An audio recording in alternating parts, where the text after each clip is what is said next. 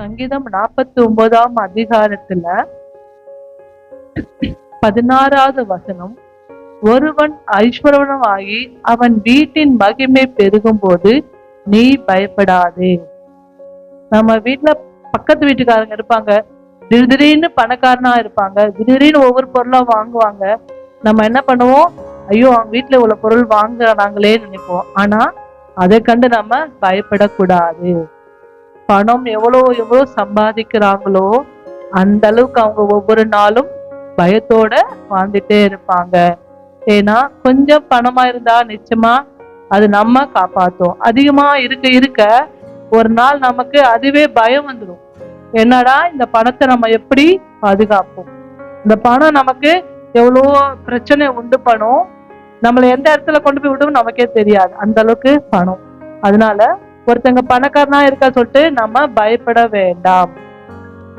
அவன் மறிக்கும் போது ஒன்று கொண்டு போவதில்லை.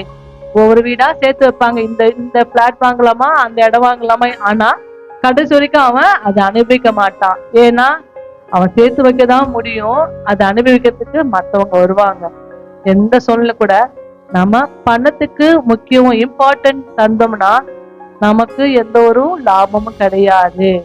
நம்ம நிறைய பேரை சம்பாதிக்கணும், தர்மம் பண்ண பண்ண மனசார அவங்க ஒவ்வொரு நாளும் நமக்குள்ளேயும் நம்ம குடும்பத்தாரையும் வாழ்த்தும் போது அந்த தர்மம் நம்மள கண்டிப்பா நம்ம எங்க போனாலும் இவங்க இந்த காரியம் செய்தாங்கன்னு சொல்லும் போது நம்ம ஒரு பெருமையா இருப்போம்.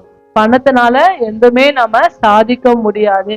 பணம் இருக்கு, எனக்கு நிறைய பேக்ரவுண்ட் இருக்கு, எனக்கு அவங்கள தெரியும் இவங்கள தெரியும், ஆனா நமக்கு யாரு தெரியும், நம்ம ஏசப்பா மட்டும்தான் நமக்கு தெரியும். ஏன்னா அவர் பெரிய ஐஸ்வர்யவான்.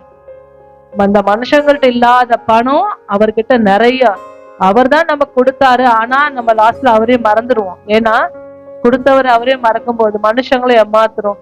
நம்ம தேவனை நம்ம மறக்காம எல்லா நாள்ல கூட கர்த்தர் நாமத்தையே நாம மகிமையா இருக்கும் போது தேவன் நம்மோடு இருப்பார். அதே வசனத்துல 19வது, அவன் என்றென்றைக்கு வெளிச்சம் காணாத தன் பிதாக்களின் சந்ததியை சேருவான்.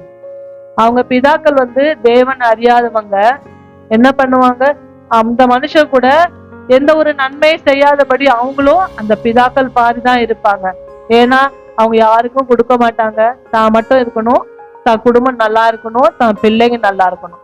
மற்றவங்க நம்ம சொந்தக்காரங்க எவ்வளவு கஷ்டப்பட்டாலும் நம்ம வேடிக்கை பார்ப்போம். ஏன்னா அவங்க கொடுத்தா மறுபடியும் எதிர்பார்ப்பாங்கல்ல, அதனால கொடுக்க மாட்டோம். அப்படி இருக்கிறவங்க மரித்தா கூட எங்க போவாங்க, பிதாக்கள் அவங்க அப்பா எப்படி இருந்தாங்களோ அதே மாதிரிதான் அவங்களும் போவாங்க. நம்ம கூட இந்த மாதிரி காரியங்கள்லாம் ஈடுபடாதபடி கர்த்தரை பின்பற்றுவோம். இந்த மாதம் தேவனுடைய மாதம், கர்த்தருடைய மகிமையான மாதம். இந்த மாதத்துல மற்றவர்களுக்கு கொடுப்போம். நம்ம கொடுக்க கொடுக்க கர்த்தர் நமக்கு கொடுத்துக்கிட்டே இருப்பார். கொடுங்கள் அப்பொழுது உங்களுக்கு கொடுக்கப்படும். கொஞ்சமல்ல, நம்ம தேவன் நம்ம நிறைய கொடுப்பார். நம்ம எல்லாரும் இந்த மாதத்துல நிறைய பேருக்கு உதவி செய்யும். இந்த சங்கீத கூட தேவன் ஆசீர்வதிப்பாராக.